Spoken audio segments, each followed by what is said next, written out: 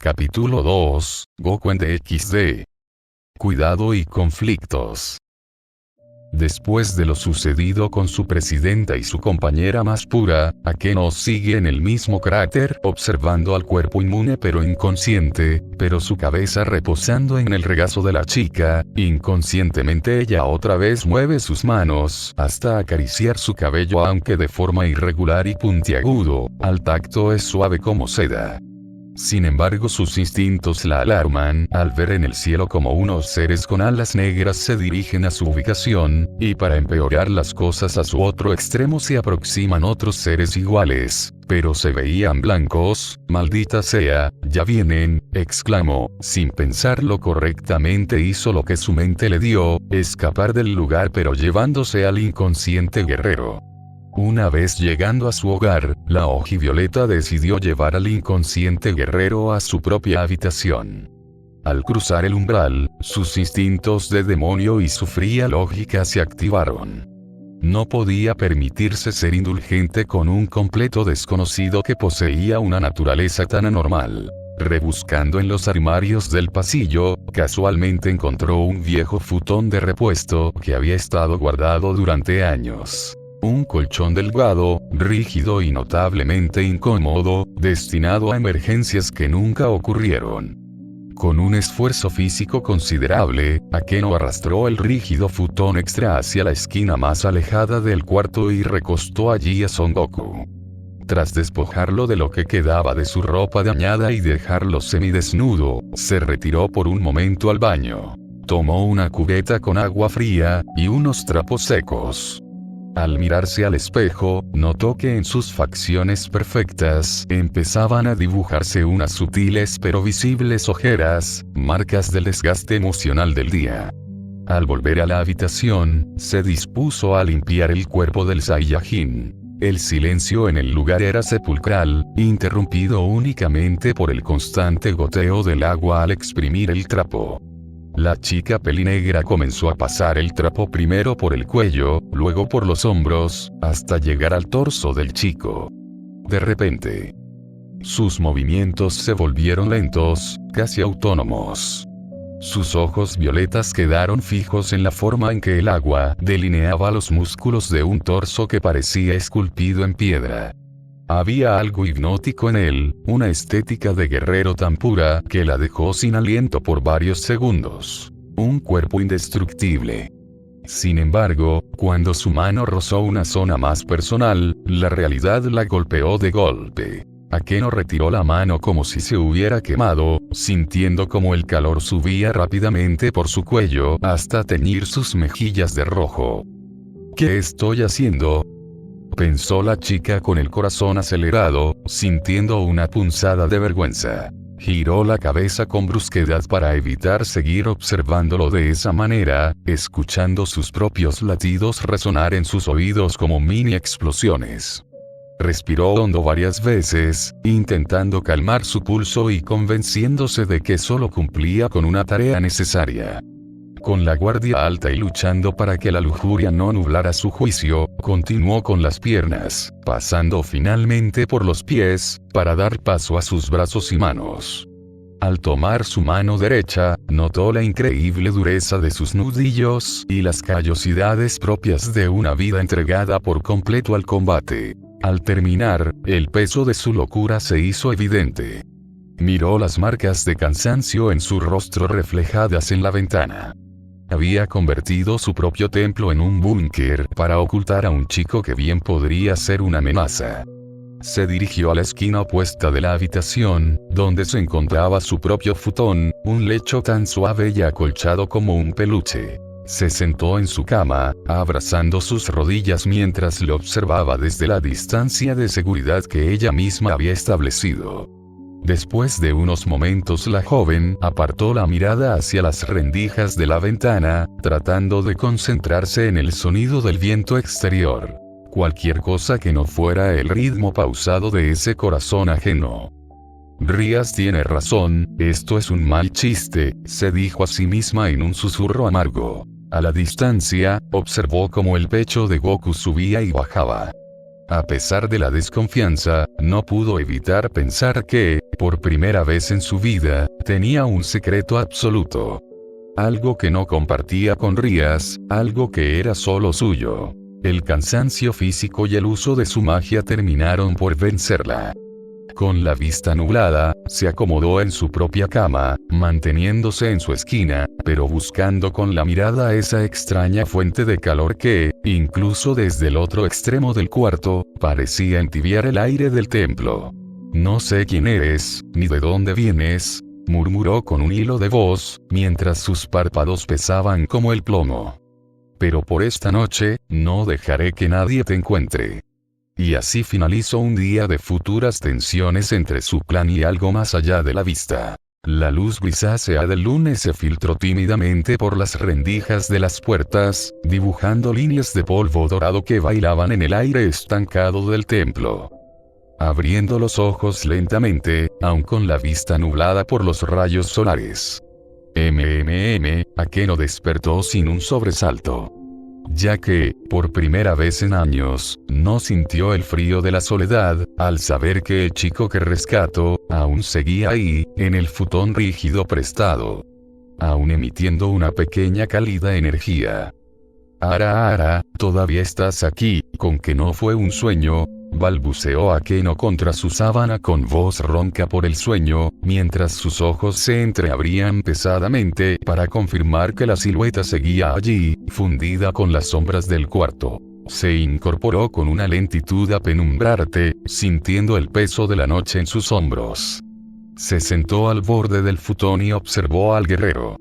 No se había movido ni un milímetro. Su rostro seguía sumergido en ese letargo profundo, ajeno a que el lunes ya había reclamado el mundo. Akeno caminó hacia el espejo del baño.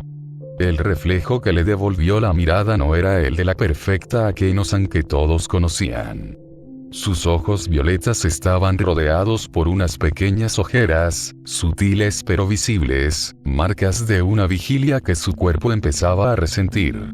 «Ara, hoy será un día largo», susurró Akeno para sí misma mientras rozaba sus ojeras con la punta de los dedos. Con un suspiro, Akeno juntó sus manos. Un tenue brillo violeta emanó de sus palmas mientras aplicaba un hechizo de ilusión básico sobre su rostro. Observó cómo las ojeras desaparecían bajo la magia, dejando su piel tan impecable como siempre. Pero detrás de la máscara, el cansancio seguía ahí, quemando. Regresó a la habitación, ya vestida con su uniforme de la Academia Quo. Se detuvo un momento para ajustar la manta sobre el cuerpo del joven. «Ara, extraño Kun, hoy tengo que retirarme.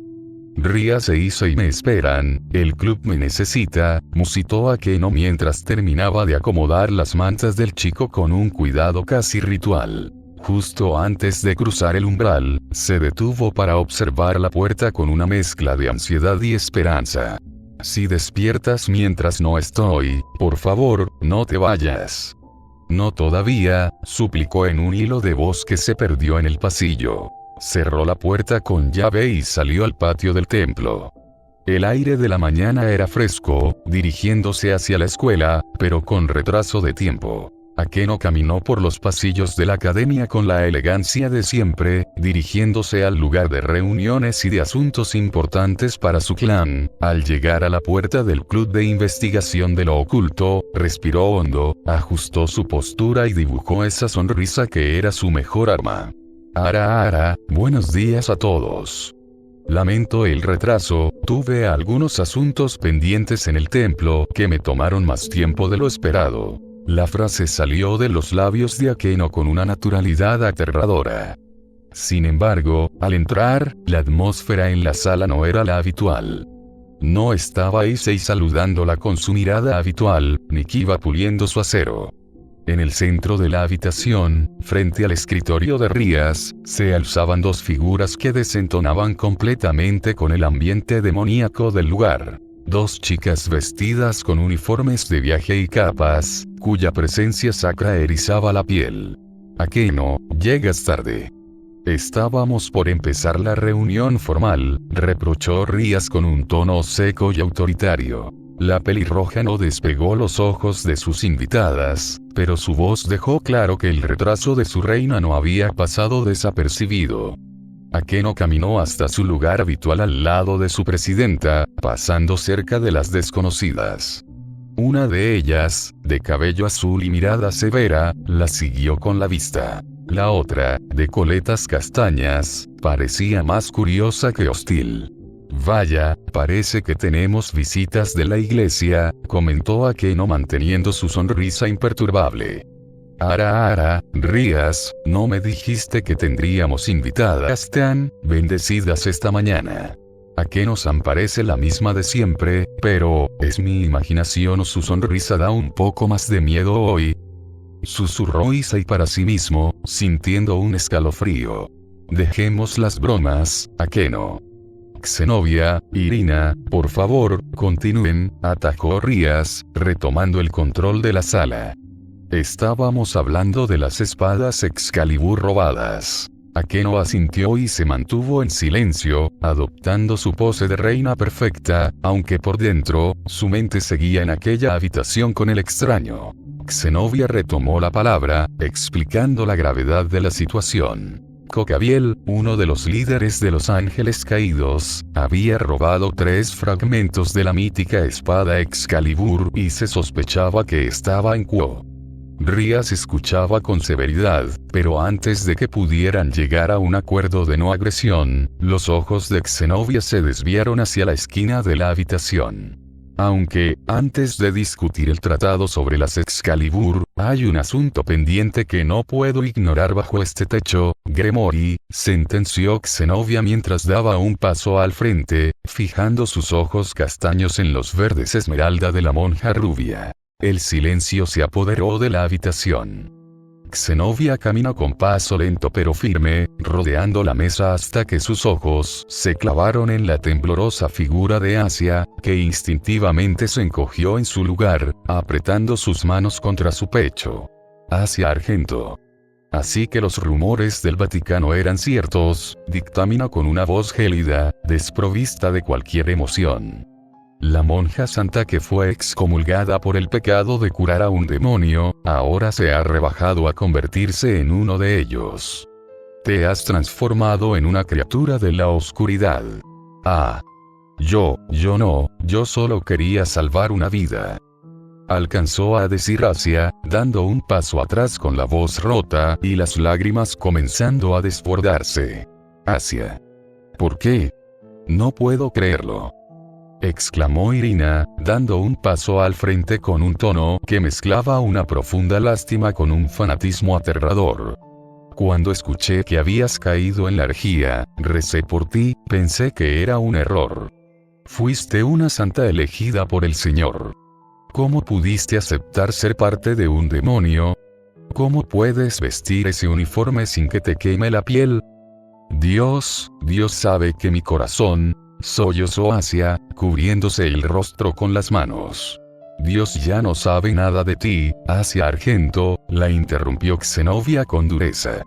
Al aceptar la carne de un demonio, cortaste tu lazo con el cielo. Tu sola existencia actual es una ofensa para el Creador.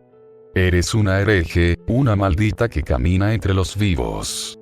Si estuviéramos en territorio de la iglesia, mi deber sería ejecutar en el acto a la bruja en la que te has convertido. Cierren la maldita boca.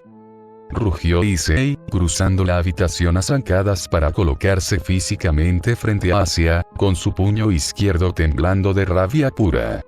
Ustedes no saben una mierda de lo que ella sufrió.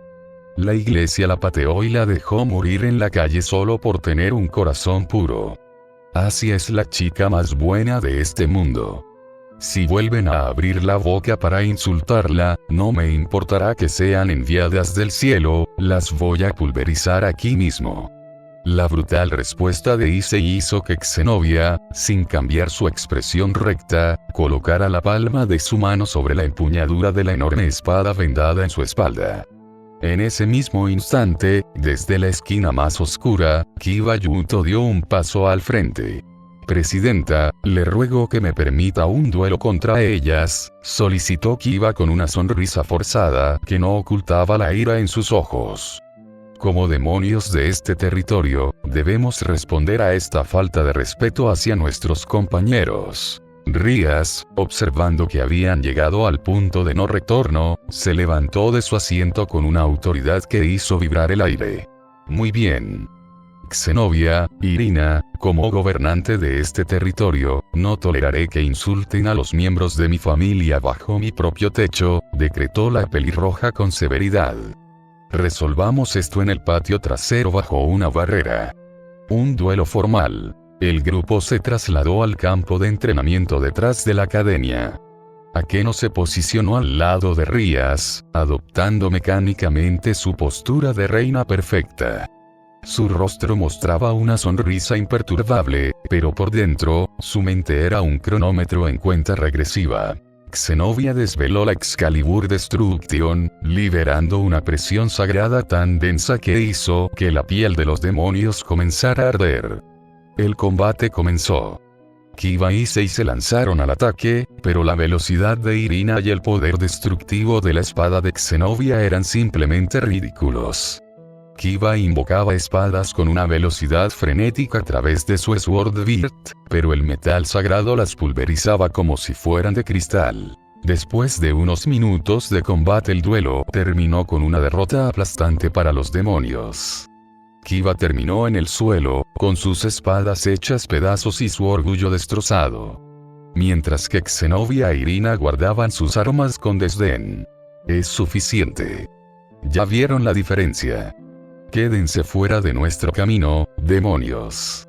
Cocabiel es nuestro asunto, dictaminó Zenobia con frialdad. Kiba no soportó la humillación. Levantándose del suelo sin mirar a nadie, le dio la espalda a Rías y corrió hacia la salida, desertando del club en ese mismo instante, consumido por el deseo de venganza del proyecto. Rías se llevó una mano a la sien, abrumada por la crisis de su caballero y la sombra de una guerra inminente. Rías, la situación con Kiba-kun es crítica, e Issei necesita tiempo para calmar a Asia-chan, musitó Akeno con paso suave, mientras colocaba una mano consoladora sobre el hombro de su reina, sin apartar la vista del camino por donde huyó el caballero.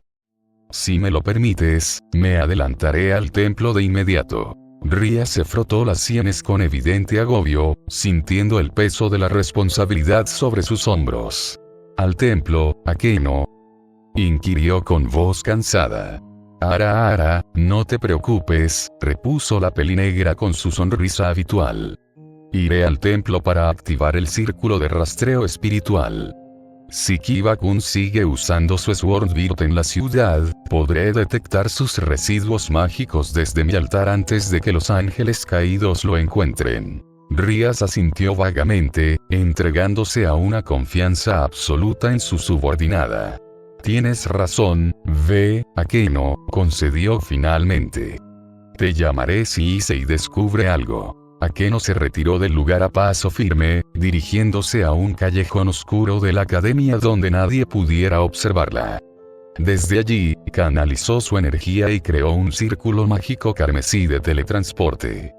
En cuestión de instantes, el destello de luz la trasladó de la ciudad directo al patio principal de su hogar. En cuanto el brillo del transporte se desvaneció, su sonrisa magnética desapareció por completo, siendo reemplazada por una expresión de absoluta seriedad. Alzando ambas manos hacia el cielo gris de la tarde, un torrente de rayos violetas brotó de sus dedos, expandiéndose por todo el perímetro del santuario. Para los ojos de Rías o de cualquier espía, Akeno estaba acatando la orden de crear un perímetro de rastreo mágico. Pero por dentro, la barrera tenía un propósito completamente distinto: aislar, blindar y proteger a un individuo. Se escucharon pasos rápidos por los pasillos de madera, seguidos por el seco deslizamiento de la puerta. Akeno entró a su cuarto y cerró tras de sí, colocando el cerrojo. Ahí estaba él, en la esquina opuesta, sobre el rígido e incómodo colchón de repuesto. No se había movido ni un milímetro. Su respiración seguía manteniendo ese ritmo pausado y profundo, totalmente ajeno a las amenazas de Cocabiel, a las espadas sagradas y al colapso del club de la oculto. Ara, qué día tan problemático, exhaló Akeno mientras se dejaba caer de rodillas en su propia esquina del cuarto, hundiéndose sobre su cama acolchado y soltando por fin el aire que parecía tener retenido en el pecho. El cansancio acumulado y el desgaste por haber estado cerca de la energía sacra de las Excalibur finalmente le pasaron factura. Sin importarle arruinar la pulcritud de su uniforme de Quo, se quedó sentada en su lecho, abrazando sus rodillas y apoyando la barbilla en ellas, contemplando la silueta inerte del guerrero en el extremo opuesto. Si supieras el caos que hay afuera, extraño Kun, musitó Akeno con una sonrisa amarga, en un susurro apenas audible que parecía perderse en los rincones de la habitación. Kiba-kun se ha ido consumido por el odio, las exorcistas querían ejecutar a Asia-chan, y un líder de los ángeles caídos quiere desatar una guerra en nuestro territorio, todo el mundo parece estarse cayendo a pedazos. Akeno desvió la mirada hacia sus propias manos, que aún temblaban sutilmente por la vibración residual de la Excalibur Destruction que presenció en el duelo. Recordaba cómo la piel le había escocido por la cercanía del metal sagrado. Sin embargo, al levantar la vista hacia Goku, ese persistente frío de la ansiedad comenzó a disiparse. Era una ironía absoluta. Mientras su presidenta, su clan y las tres facciones temblaban ante la amenaza de unos fragmentos de espada robados, ella se encontraba encerrada en su habitación, manteniendo su distancia de seguridad con un ser durmiente cuyo flujo interno pasivo se sentía tan colosal y vasto como un universo entero. Es ridículo, todos afuera están aterrados, y yo tengo aquí a alguien que desconozco, confesó Akeno, ocultando la mitad de su rostro tras sus rodillas, con los ojos fijos en la esquina opuesta mientras su voz se volvía un hilo de duda. ¿Quién eres realmente? ¿Y por qué, aun siendo un peligro desconocido en mi propia habitación, me haces sentir tan segura? El silencio del templo volvió a envolver la habitación. Akeno permaneció en su esquina, vigilante y exhausta, custodiando el letargo del hombre que, sin saberlo y desde la distancia de un colchón incómodo, se había convertido en su único punto de calma en medio de la tormenta inminente. La noche cayó por completo sobre la ciudad de Quo, trayendo consigo un viento helado que mecía los árboles sagrados del templo y Mejima. En el interior de la habitación, la única fuente de luz era una pequeña vela cuya llama danzaba tímidamente, proyectando sombras alargadas sobre las paredes. Akeno continuaba en la misma posición, sentada en el suelo con las piernas encogidas, como una guardiana silenciosa que temía que, si parpadeaba, el milagro frente a ella desaparecería. De repente, las runas violetas que Akeno había dibujado en el aire exterior parpadearon. Una onda de choque invisible, pero cargada de una malicia densa y repulsiva, barrió la ciudad desde la distancia.